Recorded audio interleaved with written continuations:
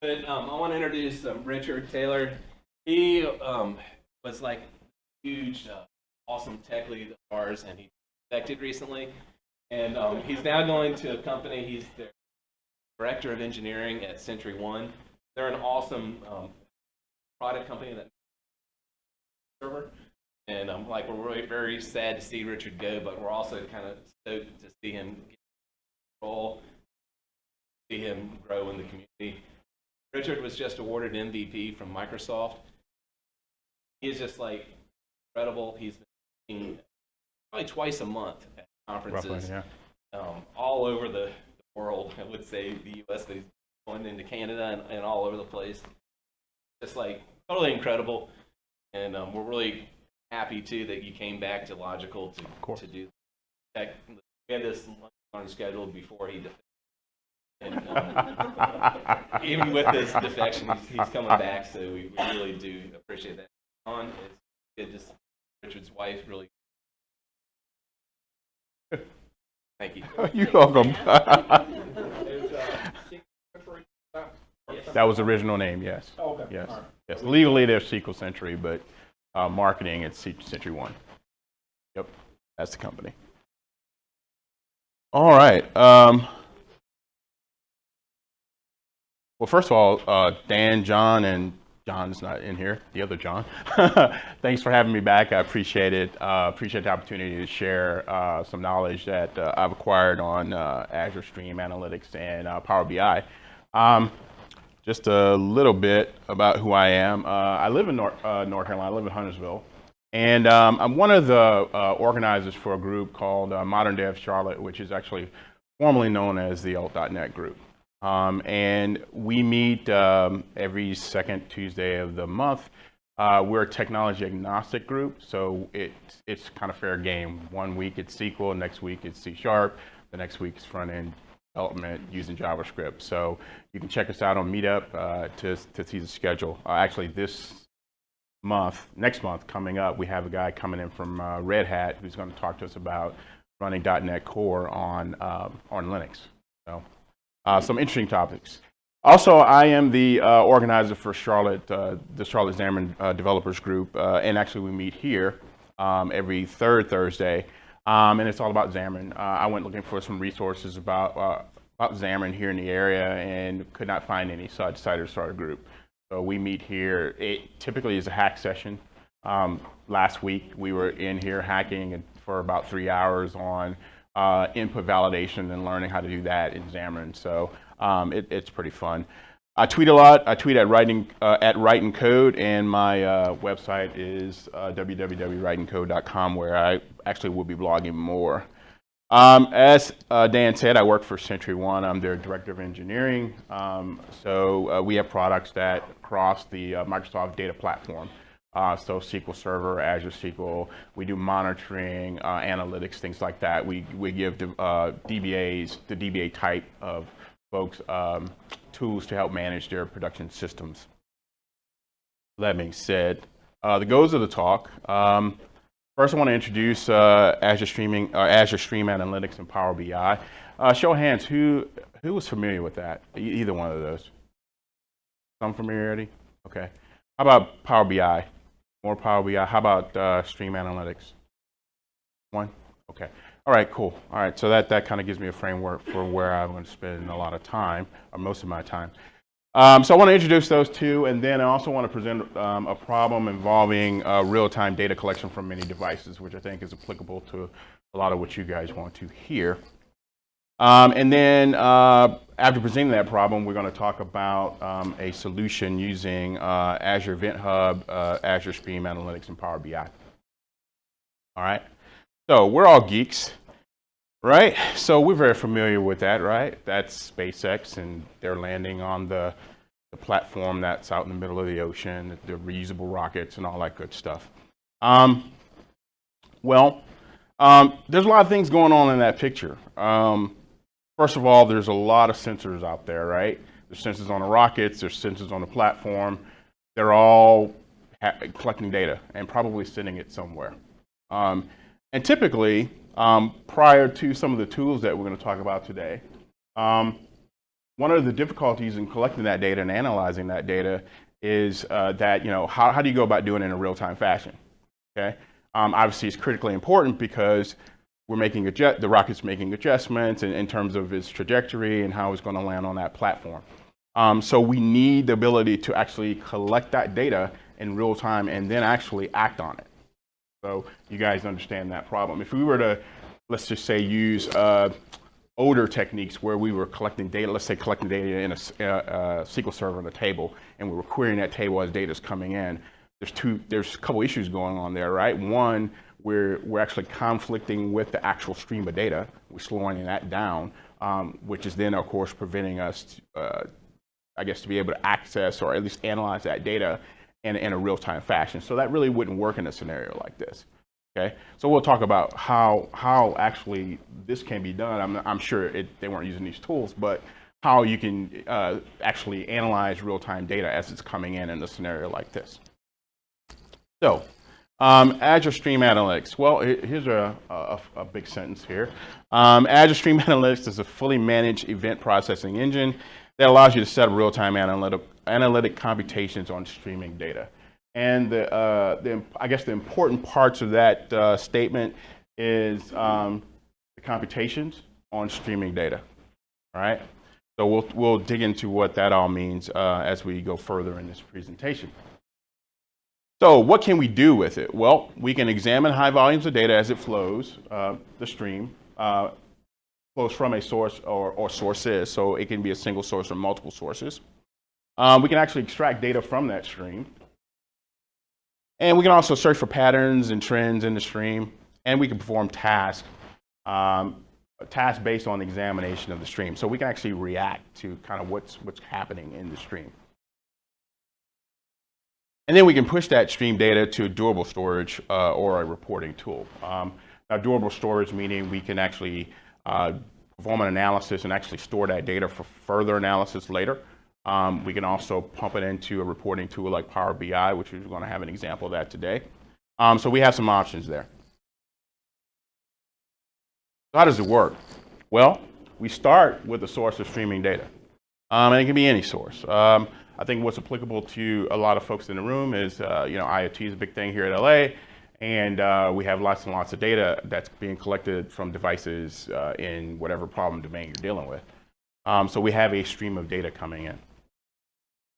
The data can be ingested from an Azure Event Hub or Azure IoT Hub or a blog data source. So we have three basically, actually a couple more, but these are the main sources of data, of streaming data that can be ingested. So for instance, in our example today, we're going to use Azure Event Hub, but we can also use Azure IoT Hub, and then of course we can have raw data sitting in a blob in Azure. We can actually ingest the data from there as well. And then to analyze the data, then we create what's called a Stream Analytics job. And it consists of a couple of things. We have a data source or sources. Then we have this transformation step, which we'll get into the details of that when we set one up. And then we have the output for the transformation. What are we going to do with this data? And there's several options, and we'll see that in the diagram. All right, so when we're dealing with real-time data or streaming data, there's this concept of windows that we have to kind of keep front and center, okay? So in this example, we have three windows, and basically we have time going across horizontally.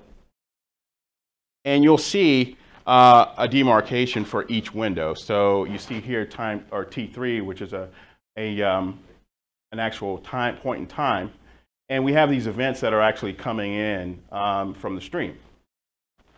And then we have this output here that basically what we're doing at the end of this window is we're actually examining what has happened in that window of time. Okay? Then we're moving on to the next window, and you'll see, and basically this is just a sum. So there's values coming in, numbers coming in, and we're just adding them up. So at T5, or time point T5, we have 8 and 6 that have come in the next window, and then we have a sum there, and so forth and so on. So in order to, I guess, get your heads around the whole stream analytics, we're applying time, as the data's coming in, what we're doing is we're actually applying time windows to that data, taking a chunk out of it and actually performing some analytics on it, some evaluation. It could be aggregate things like sums, averages, things like that.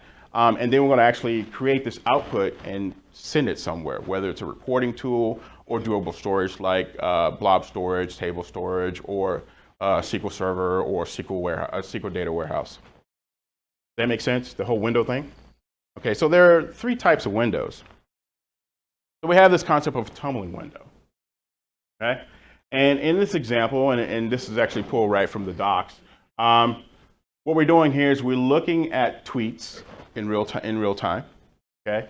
And we're asking, or what we're looking for is the count of tweets per time zone every 10 seconds, okay? So here are windows here. And what's happening here is that, let's see, every 10 seconds, so this is 5 seconds, this is 10 seconds. So that's actually at the point where we're going to perform some analysis. And what we're doing here is that because of this, basically what it's doing is just pulling the same data in. But you'll see events 1, 5, 4, 6, and 2 are part of that window. So those are the tweets in that window of time every 10 seconds. So if we were doing a count, then basically it would, in this case, this would represent the tweets at, I guess, an instant of time. So we'd add those numbers up, and that would be the output. Okay. The next window, you'll see 8 and 6 is part of the next window. And then at the 30-second time frame, so the third window, 5, 3, 6, and 1 are part of that window. So those are your chunks of data that you're analyzing as it's actually streaming in. And you'll see we have down here, we have this SQL-looking query down here. And this is actually how we're analyzing the data. So we're selecting the time zone, and we're counting star as a count from the stream. And then we're using this timestamp by, so that's in created at, which is basically a value in the actual data itself coming in. So we're actually looking at the created at value of the tweet, and then we're grouping by time zone, and then we have the tumbling window of this. This is actually I guess the unit of time, so second in this case, and then 10 seconds. Okay. So this is how you would construct a tumbling window. One thing to point out is what we're looking at or what we're evaluating is everything that's happened since the previous window, right? So when I'm at the 20-second mark, I'm only looking from 20 to 10. If I were to change this, and let's say it was 15 seconds, then I would, and if it's a 20-second mark, then we would actually go back to the 5-second mark. So that's basically how that window works. Okay, so that's the tumbling window is probably the most common that's used. It's easy. It's pretty easy to understand. But then we have this concept of hopping window. So this is the second one. All right. So the problem, or at least what we're doing here, is every 5 seconds, give me the count of tweets over the last 10 seconds. So we reached the 5-second mark, and because we actually haven't, I guess our bounds is outside of, we're looking at a 10-second window. We don't have a complete window, so nothing happens there. But then when we actually reach the 10-second mark, which is 5 seconds from the 5-second mark, then we're going to look over the last 10 seconds and see what happens. So these are the events that came in, and that's what's included in our evaluation. Now we're looking at it at every 5 seconds. So when we move from 10 to 15, you'll see now we're looking back 10 seconds. You'll see 4, 6, and 2 is included, and so forth and so on. I won't walk through all of that, but there's something that we want to be aware of. That's what's happening here. Notice 4, 6, and 2 is in the first group, and 4, 6, and 2 is in the second group. So when you're using a hopping window, your values that you're including in your evaluation could exist in 2 windows. Okay, and then here's what it looks like from a query standpoint. We're selecting the topic, we're counting, we're doing count star as total tweets. We're coming from our Twitter stream, timestamp by created at. As I explained before, we're grouping by topic, and then a hopping window of a second. The second is a unit of time, 10 seconds, a 10-second window, and then every 5 seconds that we're actually looking at the stream. So that's how that works. Any questions on the hopping window? Okay. All right, and then lastly, we have the sliding window. So what we're trying to get at here is give me the count of tweets for all topics which are tweeted more than 10 times in the last 10 seconds. Okay. So one thing unique about a sliding window is that you don't really have you don't really have a time window in the sense of you're defining it. Okay. It's defined by events coming into the stream, right? So we start at point 0, we're going along, and then we get an event at the 10-second mark. And that's when the actual measurement happens. Okay, so we only have 1 there. Okay, so notice 5 comes in between 10 and 15, and when we hit that mark, it's evaluated. We're going back 10 seconds for tweets that are more than 10 times. So 1 and 5 are there. And then notice right before we get to 15, 9 comes in, and then we do evaluation.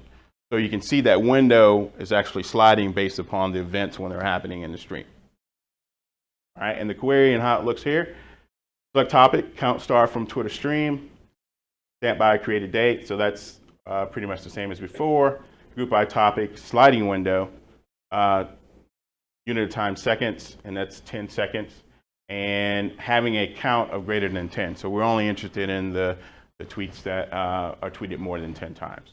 Does the sliding window kind of make sense? So you have 3 options in terms of how you're going to actually window the data that's coming in the stream, and then from there you can actually you have this SQL-like language that you can actually evaluate the data and actually perform or at least create output. So in this case, we're doing counts. Like I said before, we can do averages, we can do min, max, we can do all the normal SQL aggregate functions that you're familiar with. You can do that on the data as it's moving. The other thing that I really want to stress is that the data is still moving, right? So we're not impeding the flow in any way, shape, and form. I can have multiple evaluations going on. I can also I can actually do no transformation of the data and actually store the raw data if that's what the problem domain calls for to come back later. So we can do that as well. But the key is that we're not impeding the flow of the data. Okay. So how does this all work? Well, here's a big picture. Okay. Over here on the left, we have our applications. So applications can be a part of the streaming data process. You might think of, let's say you have a public-facing website or a app that's used by the general public, and there's a lot of activity that's telemetry that's being collected and reported back home. You want to track that. That will be an example of an application that's sending real-time data. And then, of course, we have our devices, our IoT devices that are out there in the wild, just sending raw data. Now, we have some options for data ingestion here. So here's our event production. Here's our event queuing and stream ingestion. So we have event hubs. Event hubs is what we're going to use today because I have an application that's going to simulate devices out in the field, and it's going to pump data into an event hub. And we're going to actually analyze that stream as it comes in. We also have IoT hubs, which are a little bit, I guess it's a step up from event hubs in terms of functionality. It provides device registration management, security, and all that sort of stuff if that need is required for your problem. Then we actually have blobs that are actually in Azure that can be a source of data for ingestion. You could have sample files, test files, reference data, anything like that. You can pull that in. And here's an example of reference data here. All these streams can actually be combined and then joined and then analyzed. Okay, so a good example of that, let's say we have devices that are out in the field, they're collecting values and they're also constantly transmitting their longitude and latitude. Okay, well, let's say we want to correlate that to a location name that we might have in another table and another data source that has longitude and latitude. We can actually simplify the device in terms of the minimal data being transferred by the device, as I stated, but as we get into the stream analytics, we can actually join that data together to actually determine where exactly that device is, and then pump that through the whole workflow for further analysis. So that's an example of joining the streams together. So then we have our stream analytics, and that's kind of what we talked about in terms of putting windows of time around our stream and actually analyzing it in Windows. And then we have this output where we can actually do a number of things. If we want to just do long-term storage, we can actually pump that data out into Azure SQL, Document DB, let's see, the Azure SQL Data Warehouse. We can also send it to Power BI as a real-time dashboard, which we're going to do today. We can actually also create other events and put that actually on another service bus or a service bus for other listeners that are out there in a larger or more complex stream. So let's say, for example, I've got my devices out here, and they're reporting, let's say they're reporting longitude and latitude, but they're also reporting, let's say, temperature, for example. And then what we're doing in our stream analytics is we're actually running that temperature up against, for example, operating specs for a piece of hardware. And if it fluctuates outside of those bounds, then we will either want to notify somebody or we want to shut that device down or do those types of things. Or during that analysis in the stream, we can actually create events off of that analysis to say, hey, shut that device down or notify this person. We actually send this stuff into logic apps in Azure, and I can actually text somebody or send them an email. And we can do all kinds of stuff. So the data can be analyzed, and then actually we can act on that data in other ways, shapes, and forms and features in Azure. So that's what we have our presentation and action down there. All right. Any questions on any of that? I mean, that's a lot of information. And I'm going to try to break it down into a very simple solution for our problem. But there's, as you can see, there's a lot of options. Okay, so Power BI. Talk about that for a second. I know most of you guys are familiar with it. Power BI is a collection of software services and applications provided by Microsoft that are used for data visualization and analytics. There are several, I guess, products in the suite. So we have Power BI, which is the software as a service. It's the web offering for the software. Then we have Power BI Desktop, which is a thick client. Typically, that's given to like the report writers and things like that that are actually creating the information to be consumed by others. Most of your consumers who are just consuming the data would just use this software as a service offering, which is the top one. And then also there's a mobile offering as well. So there are apps for Android, iOS, and Windows phones if they still exist. Then we have Power BI embedded. So I can actually take some of the, I can create reports and things like that and actually embed it in my app. So it's not viewed as a separate report or anything like that. So if let's say my app has a dashboard or something along those lines, I can actually, and it's client server, I can actually create output from Power BI and actually be part of that embedded in my software. And then there's a report server. So instead of using Power BI, which I'm pretty sure is hosted in Azure in some way, shape, or form, I can actually have a local report server that my reports and analytics can actually, or visualization can actually hit directly. So, does all this make sense? Confused? Deontay is confused in this. It's like, what? Okay. So, the problem. I'm going to try to tie all this together for you. So, North Carolina has many weather stations collecting real-time data.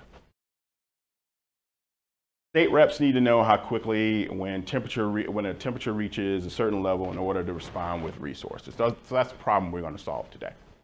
Okay? All right, so here's a solution. So the original graph had a ton of options and things like this, but to break down what we're going to take a look at today, this is what it comes down to. So we have a bunch of weather stations out here. out in the wild, all over the state of North Carolina, and they're collecting data. And they're actually pumping that data into the Azure Event Hub. Okay, and this is where we're going to ingest the data, and then we're going to use Azure Stream Analytics to actually bring it in, and we're going to analyze it. And then we're going to actually show some output in Power BI. We'll show a RealTime Dashboard, and then we'll create a report that actually plots the stations on the state of North Carolina, and we can actually see data come in from that. Okay. All right. So demo time.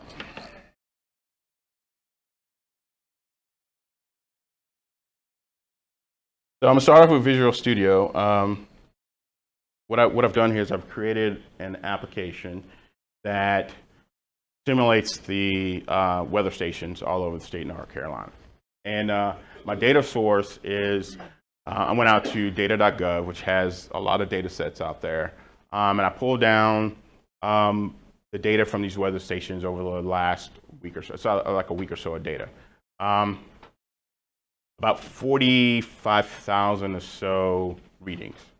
So what this app does, it actually pulls that data in and actually creates events and sends it to Azure Event Hub. If you're using Azure IoT, then the devices would do it directly, and same concept. So think of Event Hub, IoT Hub, just kind of switch them out if it's an IoT solution. Okay, so that's part one. Part two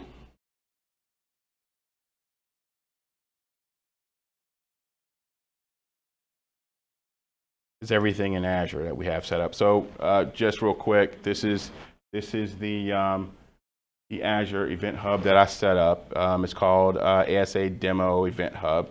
And this is where all the devices are going to pump the data. We're not going to do much in this. We're just going to trust that it works. All right, so we've got our data coming in, and it's going to be real time. So now the next step is we have to set up a Stream Analytics job, right, to process it. So we have one set up here called Temperature Demo.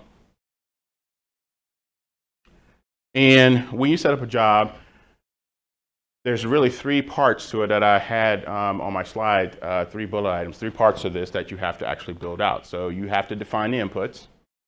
And in our case, we're going to pull our input from Azure Event Hub. It just as well be Azure IoT Hub.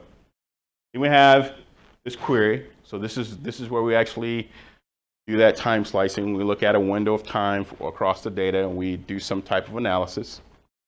And then we have our output. So it can be multiple outputs. In this case, I have test results, which is just a blob storing the data in CSV format. I won't show that one today, but I also have set up Power BI. That's a valid output. So I will walk through setting up one just so you can see the output.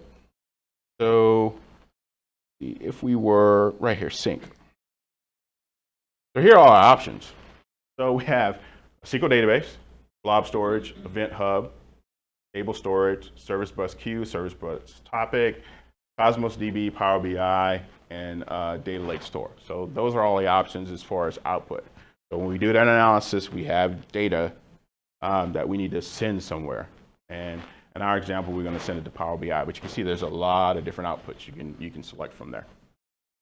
Cool thing about this is that if you have any of these outputs set up, you can actually say select from our subscription, and it'll actually pull everything you need in terms of connection strings and all that sort of stuff that you would have to do manually otherwise. As you can see here, import option, I'm using Event Hub from current subscription, but if I change it to provide Event Hub strings manually, then I have to add this additional data. So you can go across subscriptions too. So that would be an example where, let's say I'm pumping the data to a third party that has an Azure account, different subscription. I can actually they give me the credentials and the connection strings and everything else I need, I can pump the data over there as well. So you have an option in terms of output format, JSON, CSV. And there's this AVRO, which I'm not sure how frequently it's used, but that's a third option in terms of format. It's very similar to JSON with some different, I guess, markings for actual separation of data points. Then you have your encoding, and then, of course, your line formatting. All right, so you click Create, and it creates an output. I'm going to cancel that. So I've selected Power BI, and I'll actually talk you through what happens. Once you select Power BI, it will actually have you log in to your Power BI account, so they can establish the trust between the two, and then you'll have a data set that actually sits in Power BI, and we'll take a quick look at that. So here's my workspace, and you'll see here, down on the bottom left here, you see this NC temp data. So that's my data set that I'm actually pumping from Azure Stream Analytics straight into Power BI. Yes, sir.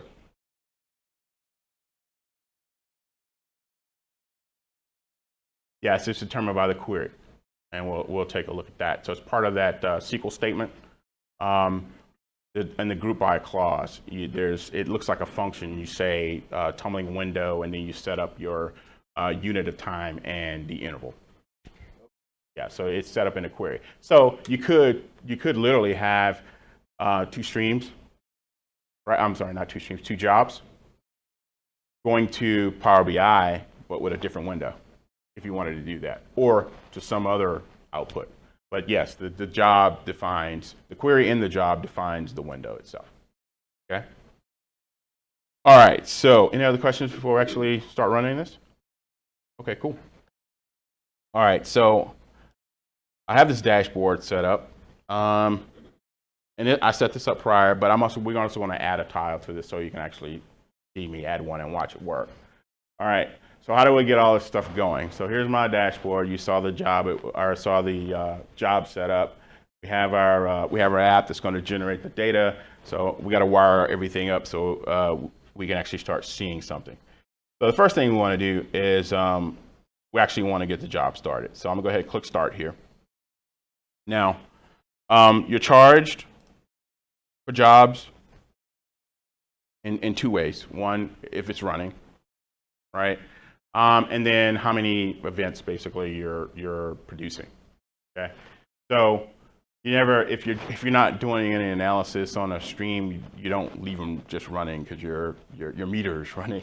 Now it's not very expensive, but it can get expensive if you're not watching it. Just like everything in Azure, if you're not watching it, you get a bill and you're like, whoa. Okay, so it's starting. It takes a few seconds to start, and while it's starting, just to I guess further expound on that, setting one of these up when you actually provision it, it really doesn't take that long. Once you give it all the parameters, it spins everything up. Every time I've done it, it's been within 4 or 5 minutes. You can get actually a job set up, so it's not that bad.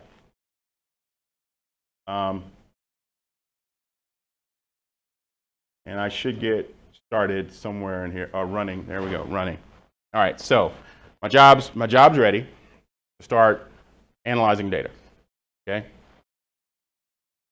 So I'm going to kick off this telemetry driver that's going to simulate, again, sending temperature data into the actual Azure Stream Analytics. So what you're going to see here is a dot for every 100 readings that get sent. Okay. As far as scaling is concerned, you can basically ingest a gig a second is sort of the top end, which takes a lot of resource. But if you can generate that much data, it can handle it. All right, so my telemetry is going in, so we're getting readings. And let's see, I'll go back over to Power BI, and you'll start seeing data changes. All right, so this is just a simple temperature gauge. All it's showing is the average temperature across all sites. All right, so my data window, or not data window, my data set covers a 24-hour period in the state of North Carolina. So starts out in the morning, you'll see it start low or lower, it'll kind of fluctuate a little bit, and then of course as the sun gets higher in the sky, the temperature rises, you'll start to see this average temperature go up. And this other chart is, that's kind of hard to read because I've got a lot of data points. But these are all the stations that are in North Carolina that we're reading from right now. And here's the average temperature for each one. Okay, now I do have some data in here where I really should exclude. I did not exclude because I just want to kind of show everything. There's nothing here because there's zero reading here. And really it's skewing the numbers in a sense because it's part of the average. So I probably want adjust my query to say having a temperature of greater than 30 or some minimum or something like that to be included in that data set, right? But these are all the data points. And you'll see some of them drop off sometimes because there just was no reading at that point. That would be an important part of, if this was real, you'd want to exclude those data points. All right, so the next cool thing, I guess, that we can show is, I'm going to add one. See where my, I'm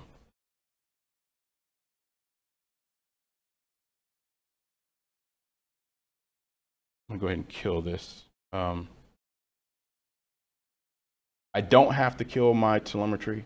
I can add another tile while it's running, but it was close to the end, so I'll start it up again before I finish setting up the tile. We'll watch the data come in, then I'll actually add it or fire it up. So we're going to add a new tile.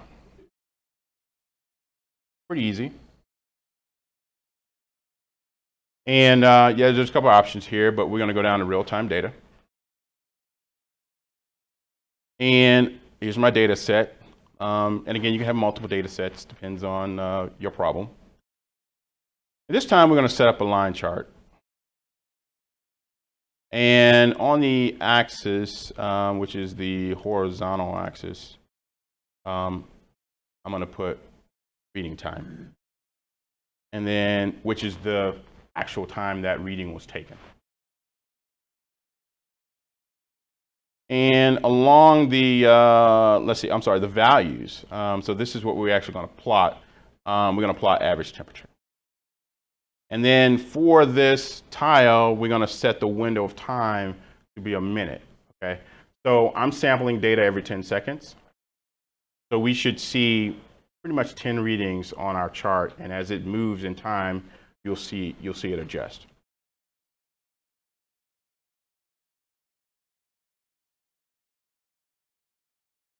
And we'll just call it average temp over time.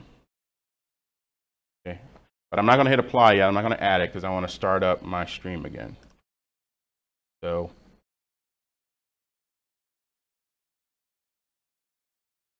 we're sending data now, and we'll give it a second.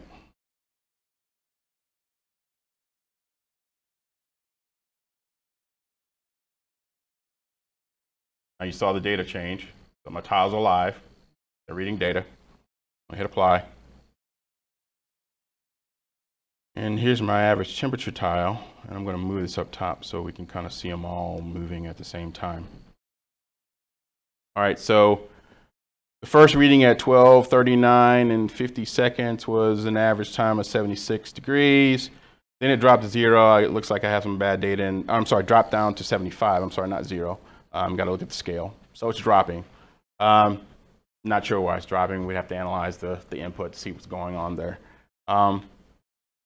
But when you think about it, if let's say our devices had some way of reporting errors, in our analytics, we could probably exclude those if we're looking for that piece of that value. Let's say there was a problem with the temperature sensor, and if it could report that, then we can actually exclude that device out of our analytics, so it wouldn't skew our numbers. So you have that kind of option. But you can see now it's starting to kind of fluctuate up. Now this time, this is something you have to kind of get your head around. The data I have is literally from about midnight until midnight in a 24-hour period. Okay? I'm not using that time to actually plot this because this is real-time data. It wants to compare to now, right? So I'm excluding the reading time. I'm actually applying my own. That's why it says 12:40 and 40 seconds PM because it's running now, right? If I had used the time it was actually captured historically and actually brought it into this, then it wouldn't plot anything because it happened in the past. It's not real time. Make sense? Okay, cool. So now you can see it's starting to go up now. We were in the 70s, now we're past 85. And of course, as I said before, if we wanted to get real fancy with this to say, hey, well, if the average temperature approached 90 or came with, let's say, 97 degrees or 87 degrees, we could actually spin off other events to go do other things, notify people, etc. Okay. So that's what the real-time dashboard looks like in Power BI. And the only thing I did was set up an output to Power BI, gave it my credentials to my workspace, and that was a data set available for me to actually start plotting. Okay. Any questions so far?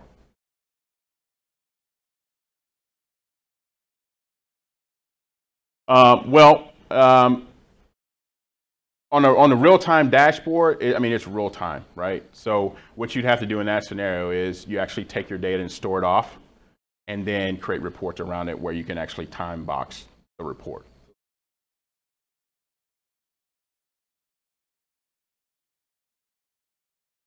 Right. So what you would do, and I'll show you the query, and I'll show an example how you would do that. But when you would actually, instead of pumping, you would pump that data to Power BI for a real-time dashboard, but you'd also pump it somewhere else, like a doable source, like SQL Server or something like that, to report on later. So then you would build a report that actually has time as input, starting time and end time, looking at that data source, and then you can actually plot it and see over time what's going on. So that's how you would do historical, right?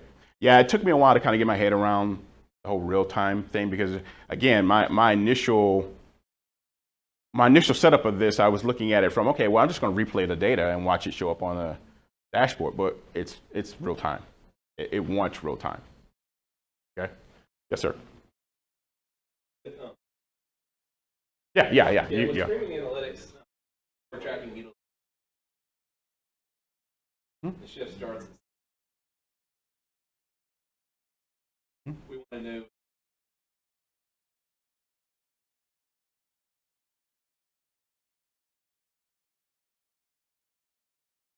Right. The way to do the group. Yeah. So basically, you want to capture utilization in a time window in real time. Well, is your time window 7 to 5, or is your time? I guess how frequently do you want to check that utilization? Right.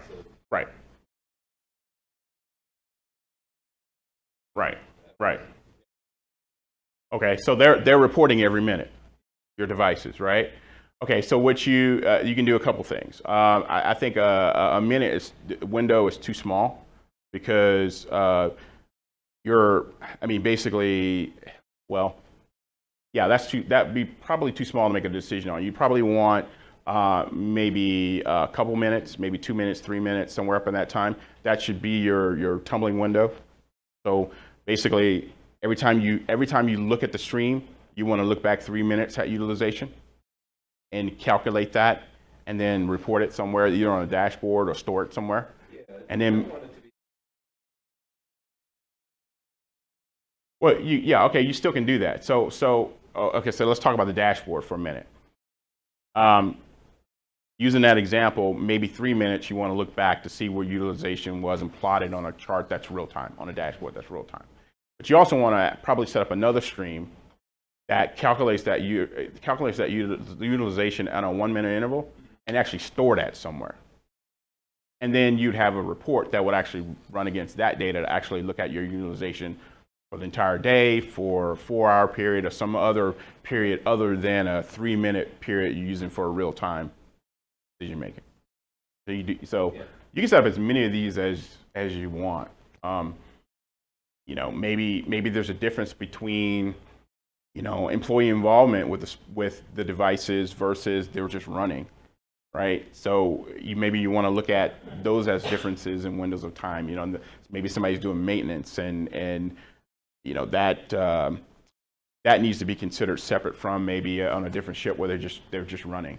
So you can do all sorts of types of analysis. There's no limit to how many analytic or streaming jobs you can set up. You can set up as many as you want. So the one thing that I would caution is you don't want to make it overly complicated in terms of like your analysis. Single responsibility. This one's dedicated to doing utilization. This one's dedicated to maybe aggregate data like averages and max and mins and things like that.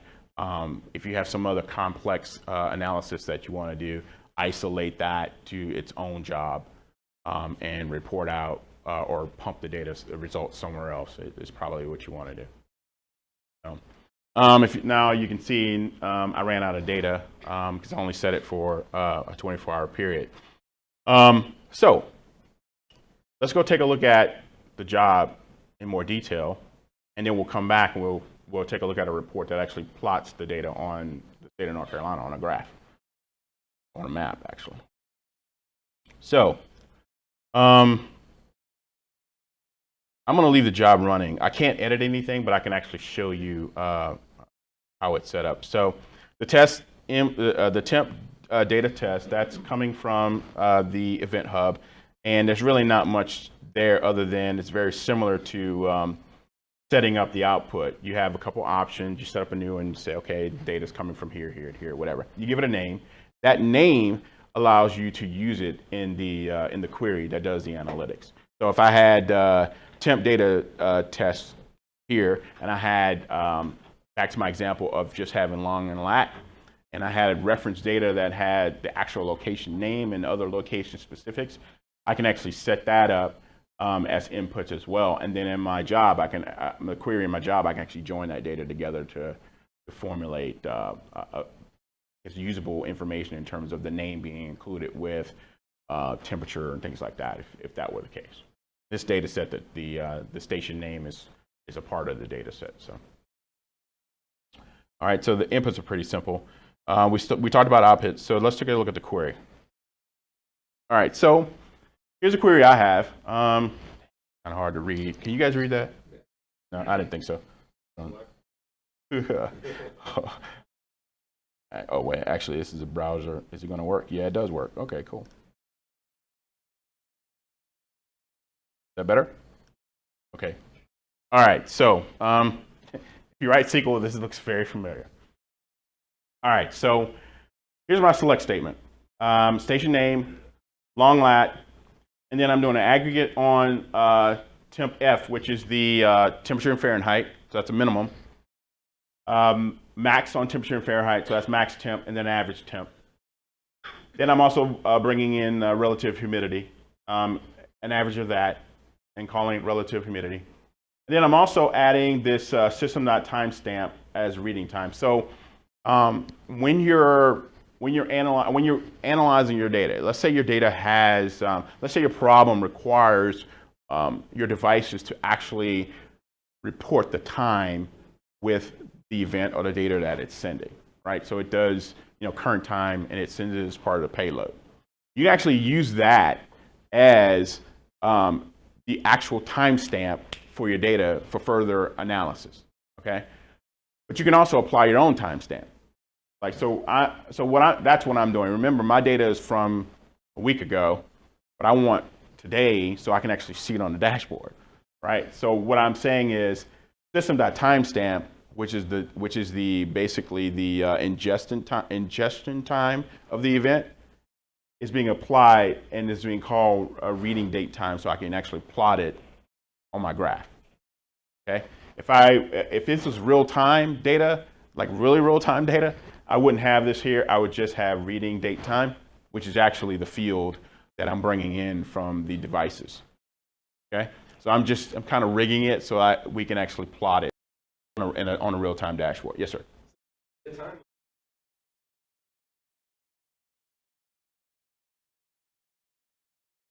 Correct. In this example. Make it be. Yes. So I wouldn't reading date time is actually it is actually a property of my JSON that I'm sitting across. Right? But remember, my data set is historical. So in order for me to show it on real-time dashboard, I can't use it.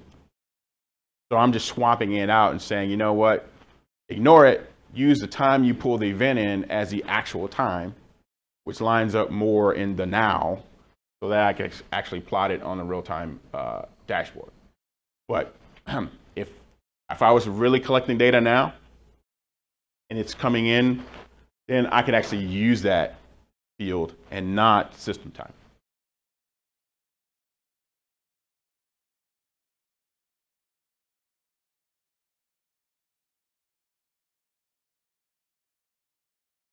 Yeah, it's data from a week ago. Yeah, it'd be complete. It's coming in. Right.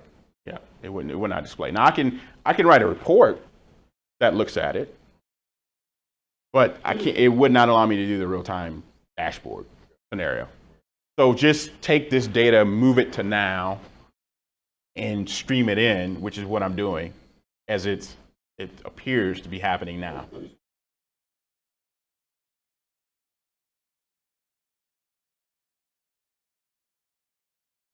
No, because in order to use the value from the actual payload, I actually have to say from temp data set and then timestamp by and put that field. Well, that becomes a problem, right? So in your design, you'd have to, in this case, if your devices span time zone, then you'd have to use UTC in order for the data to kind of correlate, right? You have to come in real.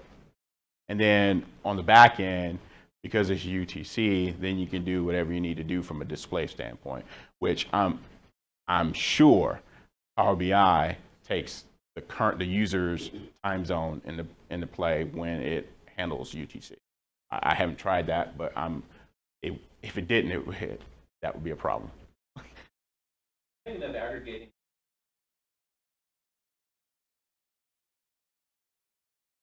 Yep. During the day. Yep. Use something like an Azure.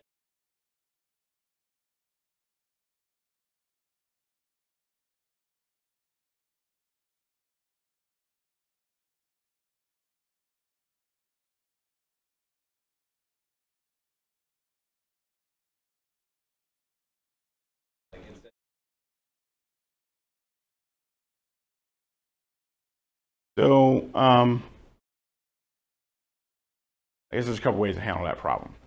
Okay, so I have a question though for your question. So your devices that lose connectivity, are you storing the data somewhere? So there's some durable storage on the device until it wakes up or connects again, and then it sends all of it. Okay, so there's a couple ways to handle that.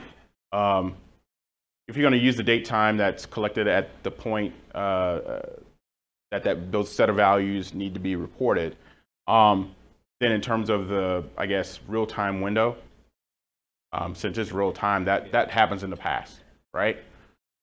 But the cool thing, like Azure Event Hub and I'm almost certain Azure IoT Hub, the underlying technology is Service Bus. So you still can pump, once it comes back online, you still can pump that data in there. Yeah, you can Right. Right. Exactly. So in that case, you can still run the analytics, right? But as far as real-time dashboard, it won't play out. Now there are some other things that there are some other options out there that I'm not familiar with yet. Around late arrival times and policies, you can set up policies for events that come in late, like in your example, and what to do with them. I'm assuming, and don't hold me to this, but I'm assuming if you can set up a policy, you can set up things like, well, if this comes in late and there's a certain variance, you're okay with adjusting the time so that it is included in the current time that you're dealing with, would be one example. Or you can do something else with it. But I can't speak to that. But there are policies that you can, for late arrival, that you can deal with on the streaming side. Okay. Let's see. So that's the select. So into Power BI. So remember, I set up an output. I gave it a name. I called it Power BI, and that's all I have to do is into Power BI. Then from, which is my source, temp data set test. And again, if I wanted to use the reading date and time that's actually from my source, I would say timestamp by and that field name, and that it will use that as my timestamp of when the event actually happened. Okay. And then group by, and it's just like SQL, right? So if I do a group by, my non-aggregate values need to be a part of that group by. And then I have the tumbling window of unit times second every 10 seconds. So if you remember my diagram, I'm taking a window every 10 seconds and evaluating what has happened and running averages and min-maxes on those values. And then I'm actually pumping that into Power BI so it actually shows up on my graph. I mean, on my dashboard. Okay. Any questions on the query? Nope. Okay. All right. So, oops, wrong direction. Yes, I know I'm over. All right. So, to wrap it up. All right, I explain the inputs, I explain the outputs, I explain the query. You also have some reporting that happens. So you see 8,400 and some odd number of events came in. I produced 2,480 or so outputs. So that's the outputs going to Power BI. And it makes sense, right? Because I'm aggregating, right? So I'm taking a slice, aggregating, and I'm sending that out as a unit. So it should be less. But there are scenarios where this could be more. Depends on the scenario. And of course, if I'm just passing through for doable storage, be evaluated later, which you can do, then they should be the same because I'm not doing it. I'm just kind of passing it along. Okay? Yes, sir.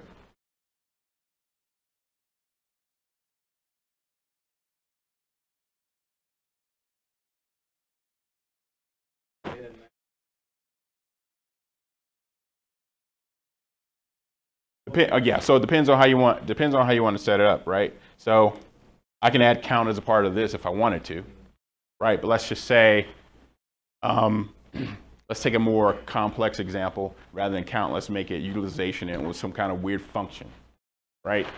Or calculation. I might not want to include that in this. I might have a separate job just for that, but looking at the same stream. Separate job, yeah.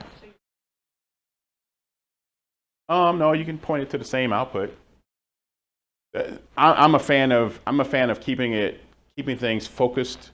So in this case, in my mind, I'm aggregating a bunch of stuff. So any kind of aggregation counts, things like that, I might put in this.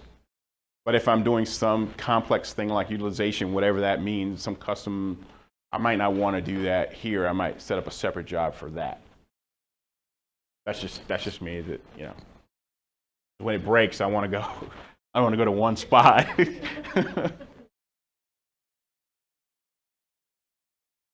Describe exceptions. Not valid for a data type.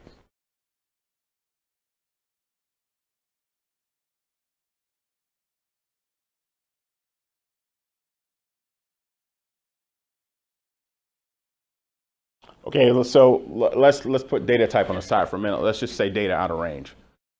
So if it's data out of range, like in my example where I had some stations that had 0 for the reading, I can exclude that by saying having average temp greater than 40 degrees. But anything under 40 degrees, it's going to dump because, to me, from my business rule, says it doesn't matter, right? I don't want that to skew my averages or any sort of stuff. For data types, now that's an interesting one. I'm not sure, to be honest with you.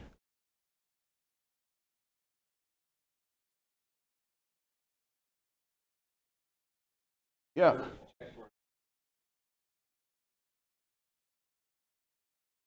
Yeah. Yeah. Well, that's value, but he's saying type. So I'm expecting a number and I got a string. That's a. I mean, that's a valid. I mean, that's a valid. That's a valid concern. I don't know. I have to research that, and I will research that and find an answer, and I'll send it to everybody because that's a very good question. I wasn't prepared for that question. I'm not sure.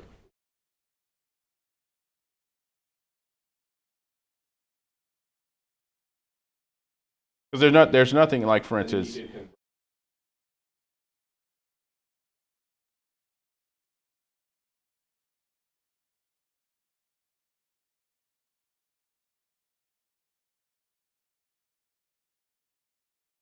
Like something's malformed, something got, yeah, the transmission got corrupted by some way, shape, or form. What do we do with that?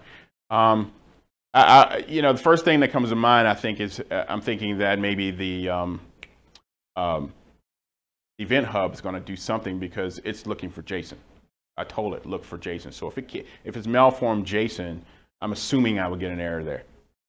Okay, but then to be a little bit more distinct, saying, okay, well, I'm expecting a number and I got a string. What happens to that aggregate function when it applies or tries to apply that? I don't know, but I will find out. That's a very, very good question. Very good question.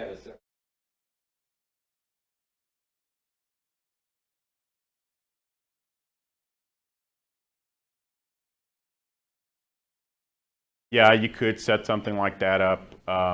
You could pump the data into a different storage mechanism and then ingest that after it's gone through some or at least scrubbing, I guess, for the lack of a better term. You could do something like that. But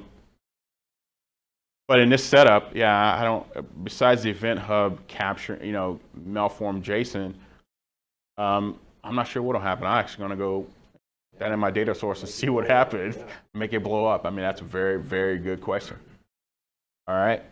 Okay, so wrapping up, I want to show you one other thing. So this is, I guess, the cool part. Well, the dashboard was cool, but I like this. This is cool. So I already built the report, but I'm going to build it again while we're here. So there's my data set. And what I'm going to do is I'm going to go over here and I'm going to select this little control here, the map.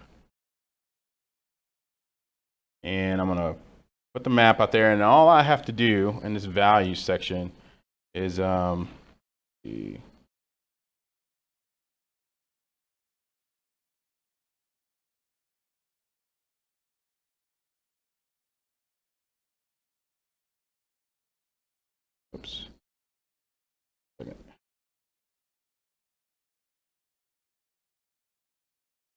I want.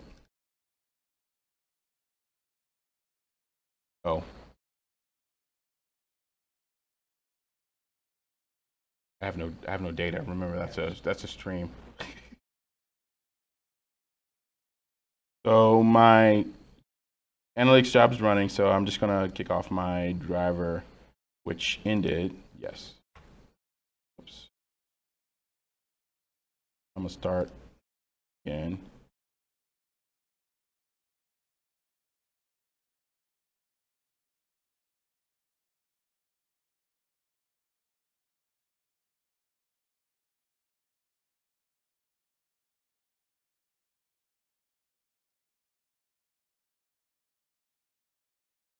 There we go. All right, so now it was able to inspect.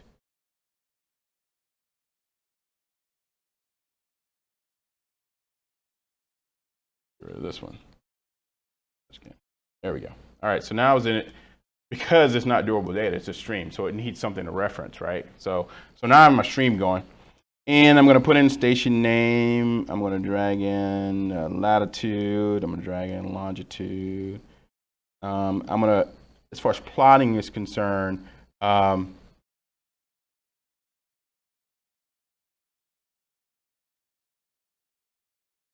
mean, actually, I'm going to do not summarize. Okay, so this is important.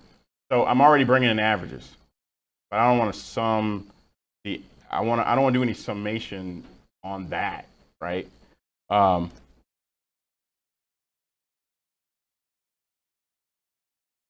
Right. So now, because what it was trying to do was it was trying to average the long and lat, which doesn't make any sense, right?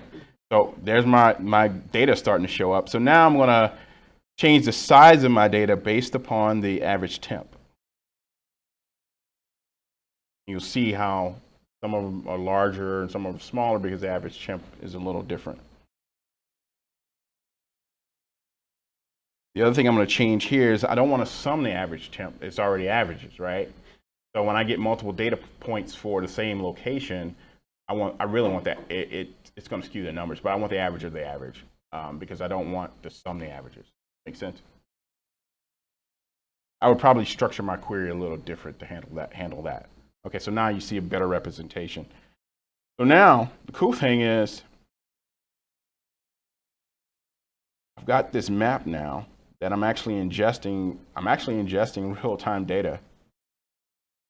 And I can see along the lat, the average temperature for each one of those locations with the actual weather station name. And this will exist as long as my stream's happening. Now, if I wanted to be a static report that I would distribute to my users, then I would have to somehow put that data in durable storage so it always would work.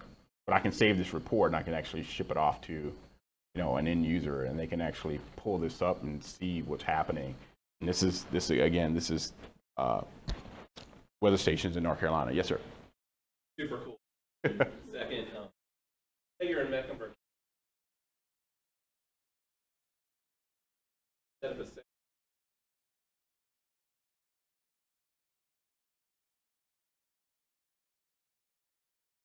And like.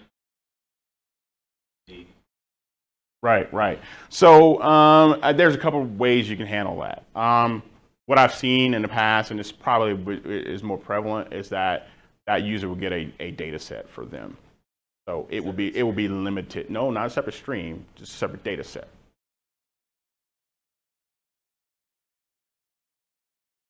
This type of report really wouldn't be a real-time scenario, right? So I would put the data in durable storage somewhere, and I would actually filter it. So I have different actual data sets that Power BI can actually report off of. So this is all the data. Now, how you would do security in this, I'm not sure. I'm not a Power BI report writer. I'm assuming you can do some kind of security related to that. But I would believe a more common option is that user is not given the data. The data is not filtered. The data is not given to you so that something can filter it. You're only given the data you can see. Because the idea around Power BI also is that you build your own stuff. We give you access to these data sets, and you go build your own reports. We don't care. And if it were me, the security would be inherent in a data set, not some other tool that I'm trying to manage. Like in.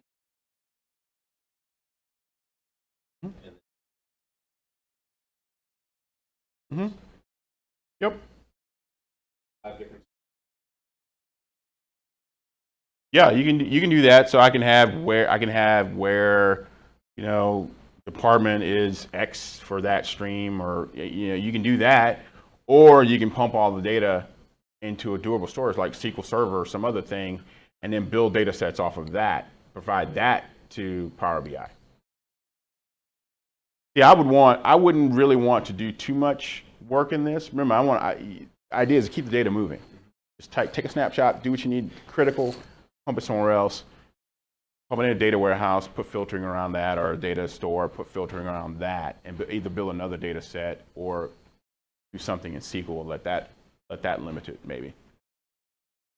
But there are ways, there's multiple ways to solve that problem. All right, any other questions?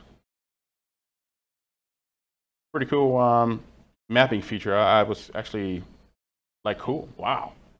That's pretty, and it's pretty simple. I mean, the only code I wrote, I mean, seriously, the only code I wrote was the driver, the telemetry driver. And actually ingest that data, create the JSON, pump it into the Event Hub. That's the only code I wrote. Everything else is point and click. Yes. The average temperature.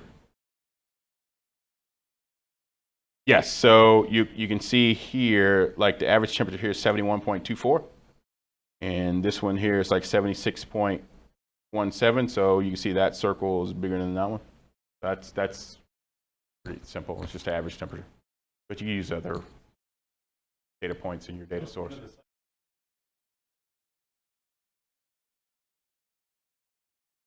Yeah, it'd be like one of those anomalies. You know, what the heck's going on here? You know, oh yeah, this nuclear power plant or something. I don't know. Yeah. The weather station caught fire. Yeah, and that's good. I mean, see, you can handle that a couple ways, right? That's the power of all this stuff. I can plot that on my map if that was a decision that you wanted an end user to make. The other option is, let's say that temperature spike was an anomaly. Yeah. So I could dump the data. I can dump that data and not be a part of my report. But with streaming, well, you may want to see it too and let an end user deal with it. Or you might want to actually pick that out of the stream and create an event and text somebody or call the authorities or whatever. You can do that too. So that's the cool part about the stream analytics, is that your outputs are not just data that can be stored somewhere to be looked at in a report. You can actually take action on it by creating an event that actually is consumed by something else. So, and then I don't know if you guys have heard about Event Grid, which Azure just announced, or Microsoft just announced a week or so ago, which is everything in an Azure environment can be based upon, or communicate based upon events. Everything. So, you know, right now you have Event Hubs, you have IoT Hub, you have all these things and you have Service Bus, and you sort of limited in what they can connect to. Well, now they're saying nope, the entire cloud can be event based, which is pretty dang cool. You have in that example, I can have an event, I can fire off an event, and I can call an Azure function, and it goes and does something, and then it sends an event somewhere else. I mean, it could tie into a logic app, do something else, pay somebody, text them. I mean, you can do all sorts of stuff. Pretty cool. Any other questions? Cool. I have a couple things I want to show you, and then I'm done.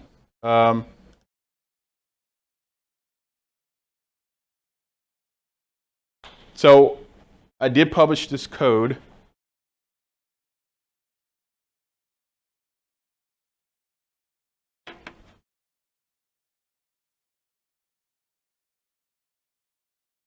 I don't have the slides yet because I didn't publish those yet, but the code is on GitHub. So if you want to play around with the telemetry driver and kind of see what I did to actually make that work, that's there. The docs on Azure Stream Analytics are here. I don't know if you noticed, but docs at Microsoft had like been taken to a whole new level. They're very easy to follow. I guess there's entire teams working on it. But yeah, it's much better now. Brady, yeah, and the guy who wrote Aurelia, yeah, Rob's working on that too. Yep, exactly. So check that out. Power BI docs. If you want to know more about Azure Event Hub, that's there. We didn't spend a lot of time on it, but if you're into IoT, you swap it out in this solution. Just imagine your devices were pointed to Azure IoT. You can ingest that data just the same. Okay, and then I'll provide the link to the slides as soon as I create the PDF and publish them. I got one more cool question. Yes, sir. How did data get?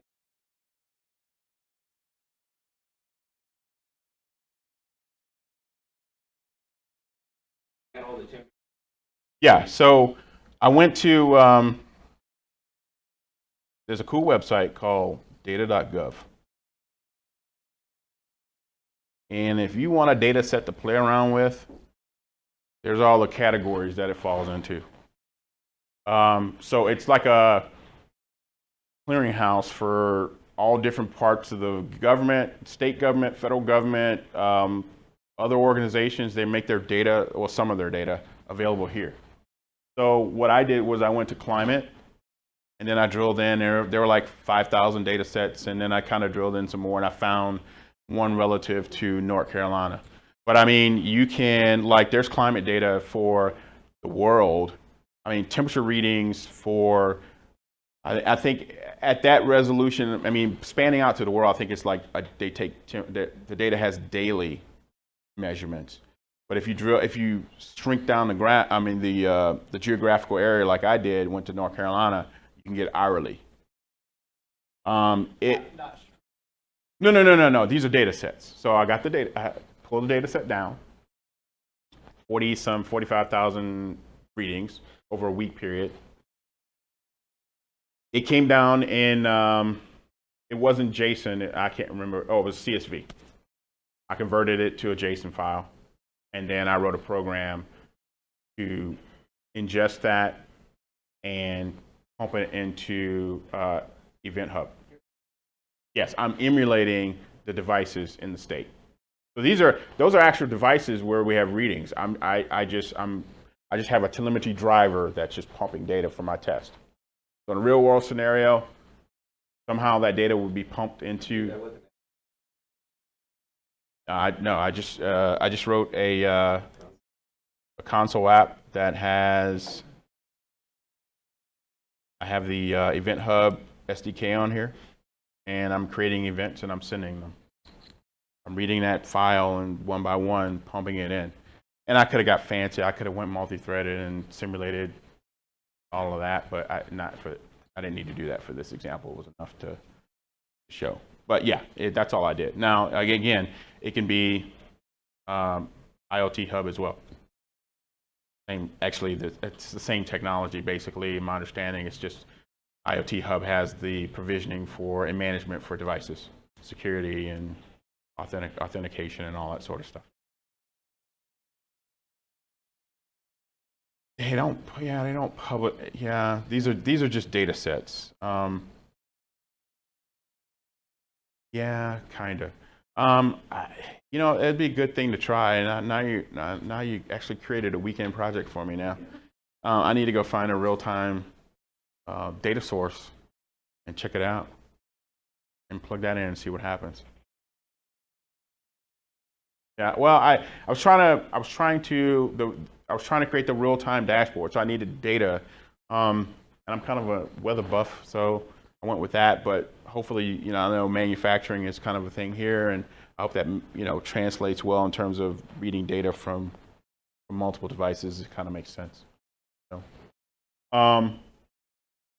yeah. So any final questions, comments? Yes, sir.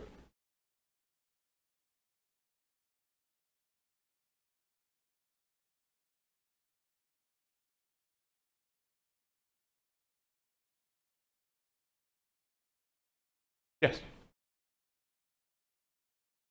Oh, yeah. If I had enough data, I can do the world. I can do the entire United States, North America. I can do all of that. The problem I ran into was that, well, I mean, think about it. There's probably, I think there were almost 100 weather stations in North Carolina. They each sending a reading every hour, times 24. So expand that to another state. I mean, then you start to get these huge volumes of data. I definitely can. I could do that. I would probably, for this scenario, I would probably have to pull down separate files, and then probably do some kind of multi-threaded thing to pull them both in at the same time and pump them out at the same time. But it can be done. I think the file I downloaded had to be 80 megs just for one. It was 80 meg just for 1 week of North Carolina. Because there's more data. There's more than, I'm not showing you all the data. I mean, there were 4 data points I showed you. Here's all the data. station name. I mean, you got long lat, you got visibility. There's the dry bulb temperature, the wet bulb temperature, the same thing for humidity. I mean, there's a ton of data. It's like 90 fields going out to the right. Right, and I only pulled maybe 9. So you can imagine how big of a file that is. But that's big data. That's the whole IoT thing, right? You got data coming from everywhere. It's tons of data. Now what do you do with it? And the cool thing here in this example is I don't have to store all of that, right? You know, the raw data at the event level may not be that important to me. So in the scenario here, I didn't show you storing that in durable storage. I just processed it and pumped it to a reporting tool. I can pump that aggregate data to a durable storage. So that'd be a decision point for your project. Do I really need, like the example for service thread where you've got all these spindles, do I really need each measurement, each minute on each spindle, 24 hours a day, 7 days a week, and look back at a window of time? Yeah, and it might be needed for your application, but for this, maybe. Just doing some real-time. Yeah. If you want to do. Yeah. No, that's a whole nother category. But yeah, so you have to make decision points on your problem domain. Anything else? Cool. I appreciate you guys having me. Thanks for listening to me over lunch.